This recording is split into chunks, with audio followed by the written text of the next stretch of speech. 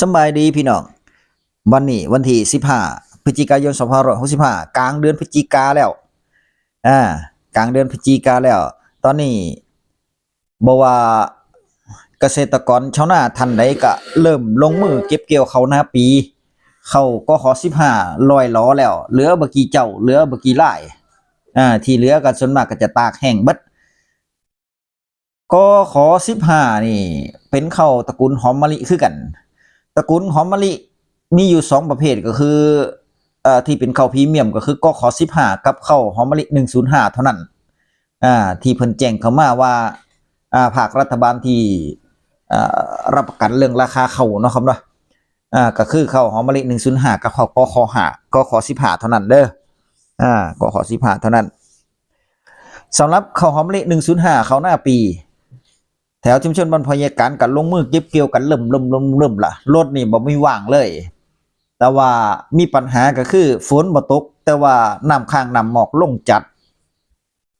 เกี่ยวได้บ่ฮอดเที่ยงคืนก็เศร้ากันเพราะว่ามันเป็นน้ำหมอกน้ำค้างเนาะเข้ามันจะออกไปน้ำเข้าเปียกเข้าหยังมันจะออกไปน้ำแล้วอีกอย่างนึงมันแข็งมันติดคอแต่ว่าทั้งนี้ทั้งนั้นรถเกี่ยวกับพยายามเร่งกันมานี่เร่งใส่เข้าใหญ่กันเพราะว่าถ้าฤดูการเก็บเกี่ยวนี่บ่ฮอดเดือนเลยเบิดเกี่ยงตับยิ่งรถเกี่ยวหลายๆนี่ก็ข้าวเดียวก็เบิดล่ะมือนึงขึ้นนึงมือนึงนี่รถเกี่ยวได้ประมาณ30ไร่ถ้าเร่งใส่เด้ถ้าเร่งใส่รถบ่มีปัญหา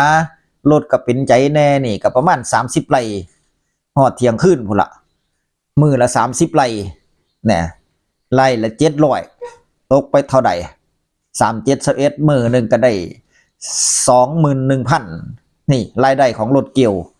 แต่ว่าถ้าได้ซ่อมมาเทียนึงก็หลายเงินคือกันเด้พี่น้องเปลี่ยนแท็กเปลี่ยนล้อเปลี่ยนยางล้อมันนี่กับเส้นละ 10,000 20,000บ่เด้แต่ว่าเป็นรถหาเงินนะเป็นรถอุปกรณ์การเกษตรที่ใช้งานหนักที่ใช้งานหนักมาเบิ่งมาฟังเรื่องราคาข้าวตั้งแต่ปิดมาตั้งแต่เมื่อวานมาถึงมื้อนี้เนาะที่จะเริ่มเปิดรับซื้อเบื้องต้นก็คือราคาข้าวขึ้นไปสูงเติบด้วยพี่น้องขึ้นไปสูงเติบขึ้นซุมือเลยแข่งกันซื้อแข่งกันรับก็แสดงว่าถ้าที่ในส่วนของราคาข้าวที่เพิ่นลงสีหรือว่านายทุนที่เพิ่นรับซื้อนี่แสดงว่าเพิ่นหูมาว่าราคาข้าวไปหอดใสตามที่รัฐบาลประกาศก็คือ 13,000 บาทต่อตันแต่ว่าตอนนี้ยังบ่ทันมีผู้ใดถึงอยู่มีแต่ 12,000 ปลายแสนละ 1,470 บาทต่อ1แสน 1,470 บาทให้ราคาสูงเติบเด้1แสนเท่ากับว่ามี120กิโลตกกิโลละ12บาท25ตังค์หรือว่าตันละ 12,250 บาทอันนี้ราคาข้าวสดเด้อพี่น้องเด้อราคาข้าวขายสดเกี่ยวเราขายเลยเนี่ยราคาข้าวขายสดตันละ 12,250 บาทราคาข้าวแล้วบางคนก็ให้แสนละ 1,480 บาทก็มีที่เพิ่นต้องการเข้าเนาะครับว่าที่เพิ่นต้องการเข้าในสต็อกของเพิ่นก็เท่ากับว่าแสนนึงก็กิโลละ11 บาทกิโลละ12 บาท26 27สตางค์ตันละ 11,20011,280 บาท 11,300จังซี่นี่12,300จังซี่นี่แข่งกันบ่นี่แข่งกันตอนนี้นี่ล้านเข้าเพราะฉะนั้นพี่น้องเกษตรกรชาวนาแต่ว่าก็แข่งกันคือกันแข่งกันว่าไผสิได้หลาย บางคนก็ลุกเนาะเขาเห็นหน้าปีนี้น้ำท่วมแน่เข้าเป็นโรคเป็นแม่งแน่น่ะนะลุบก็มีทุ่งนี่ลุบทุ่งนี่ลุบบ่นี่แต่บางคนก็ได้เข้าอยู่บางคนนี่เข้าที่เพิ่นงามๆปีไหนที่เข้าเพิ่นเข้าของเพิ่นงามๆก็ได้เข้าอยู่นั่นแหละเอาก็ว่ากันไปพี่น้องปีนี้บ่ได้ก็ว่ากันไปปีหน้าปีต่อๆไปตัวการเฮ็ดหน้าเนาะครับเนาะพอมันเอาขึ้นมาบ่ได้สิเฮ็ดใหม่ก็บ่ได้นอกจากว่าลงมือเฮ็ดเนี่ยตอนลงมือเฮ็ดเนี่ยเพราะฉะนั้นตอนที่เฮาลงมือเฮ็ดนี่การเตรียมดินการหาเมล็ดพันธุ์เขาเนี่ยอย่าไปเอาเข้าที่เฮาหว่านสู่ปีบ่ฮู้จักกี่ปีมาเอามาเป็นเมล็ดพันธุ์พี่น้องเพราะว่า บางที่มันก็กลายไปแล้วนะครับเนาะเกสรมันผสมกันมันก็กลายไปเข้ามันเม็ดหน่อยแน่มันบ่ต้านทานโรคแน่จังซี่เนี่ยนะครับเนาะก็เปลี่ยนเมล็ดพันธุ์ไปนำเปลี่ยนเมล็ดพันธุ์เข้าไปนำหาเมล็ดพันธุ์เข้าที่มันดีๆที่มันสมบูรณ์เนี่ยเวลาเฮามาหว่านนั่นมันจะได้บ่ต้องเกิดปัญหานะครับเนาะเข้าเมล็ดพันธุ์ดีๆมันออกมามันก็รวงหมากรวงใหญ่รวงยาวหมากรวงมันก็ใหญ่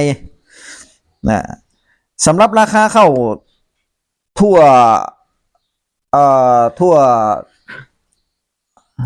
วจังหวัดหรือว่าจังหวัดอื่นเนาะครับนะพยาการสิเอาให้เบิ่งมาเบิ่งเริ่มตั้งแต่ของแพรรุ่งเรืองพี่น้องแพรรุ่งเรืองมีเบอร์โทรติดต่อด้วยพี่น้องเด้อสอบถามได้ก็ถือว่าเพิ่นให้สูงกว่าหมู่อยู่ดอกข้าวหอมมะลิข้าวสดนี่1,800ตันละ 15,000ราคาขยับขึ้นสูงเติบเด้ข้าวแห้งตันละ 15,000ละเด้อในส่วนของข้าวกข6ก็คือข้าวเหนียวนี่1,960ข้าวแห้งความชื้นบ่เกิน 15% ตกตันละ 8,000เนี่ยขึ้นสูงอยู่แล้วในส่วนของขายสดข้าวมะลิขายสดเกี่ยวเราไปขายเลยนี่ความชื้น 25% ขึ้นไป1,500,000ตกกิโลละตกตันละ12 บาทตันละ 12,333 บาท 12,333 บาทนี่แพรรุ่งเรื่องให้บักหลายนึงให้สูงอยู่เด้เนี่ยเขาไปติดต่อเพิ่นได้พี่เด้อพี่น้องเด้อสามารถโทรติดต่อได้0831265558เบอร์โทรอีกเบอร์นึงก็เจ้าของเพิ่นว่าบังซับ เอาเบอร์เดียวกับพ่อละโทรติดต่อเรื่องการขายข้าวว่าแพรรุ่งเรืองอยู่หม่องใดให้ราคาไปเท่าใดหรอครับถามเพิ่นเนาะครับเนาะบ่ยากดอกคนเฮามันถามกันได้ก็ถือว่าเพิ่นให้สูงกว่าหมู่อยู่ในเรื่องของราคาข้าวนะโอ้เพิ่นว่าราคาที่รอคอยใกล้มาแล้วฝ้าวเกี่ยวเด้อไผก็ได้ว่าซั่นเพิ่นว่าราคาที่เพิ่นอันนี้เพิ่นจะเปลี่ยนป้ายไปซุมื้อเด้พี่น้องเรื่องราคาข้าวเด้ราคาข้าวจะบ่อยู่ซ้ำเก่าเด้อแต่ว่าตอนนี้นี่ถือว่าดีดขึ้นอยู่ดีดขึ้นไปซุมื้ออยู่ราคาข้าวเนาะครับเนาะดีดขึ้นอย่าให้มันดีดลง ถ้าดีดลงนี่ราคาข้าวมันลงแต่ว่าถ้าดีดขึ้นนี่เป็นผลดีกับพี่น้องเกษตรกรชาวนาแต่ว่าการเทคนิคการขายของการรับซื้อของนายทุนนี่ก็คือเริ่มตั้งแต่น้อยๆขึ้นไปก่อนขยับไปทีละหน่อยละหน่อยก็จะอ้างว่าราคาเขามันขึ้นแล้วจังสี่น่ะนะประมาณนี้เนาะครับเนาะมาเบิ่งจรุจิตรุ่งเรืองพี่น้องร้านข้าวในชุมชนบ้านพ่อใหญ่การของท่านสจร้านข้าวในชุมชนบ่ไกลพี่น้องไปใกล้ๆเลยราคาข้าวสดวันนี้ก็คือเมื่อวานวันที่14นะครับเนาะ1,480 บาทขยับขึ้นอีกแล้วจ้าว่าซั่นเพิ่นว่า1,480 บาทก็ตกกิโลละ12 บาทไปหรือว่าตันละ12,300นี่แหละประมาณนี้นะครับเนาะ12,300นี่แหละก็ประมาณนี้ตีเฉลี่ยไปราคาข้าวถ้าหากว่าไผจะไปขายนี่คิดว่ามันบ่ไกลพี่น้องร้านข้าวในชุมชนก็ไปอุดหนุนก็ไปขายให้เพิ่นได้เด้อก็ถือว่าราคาข้าวพอไปได้อยู่เด้ได้ราคาอยู่เด้นี่แสนละ1,400พุ่นเนาะ80 บาทพุ่นเนาะแล้วก็มีสหกรณ์หัวตะพานพี่น้องที่เพิ่นแจ้งเข้ามาราคาเมื่อวาน14วันนี้ขยับขึ้นอีกแล้วครับว่าฉันเพิ่นว่าแสนละ1,4701,470ก็กิโลละ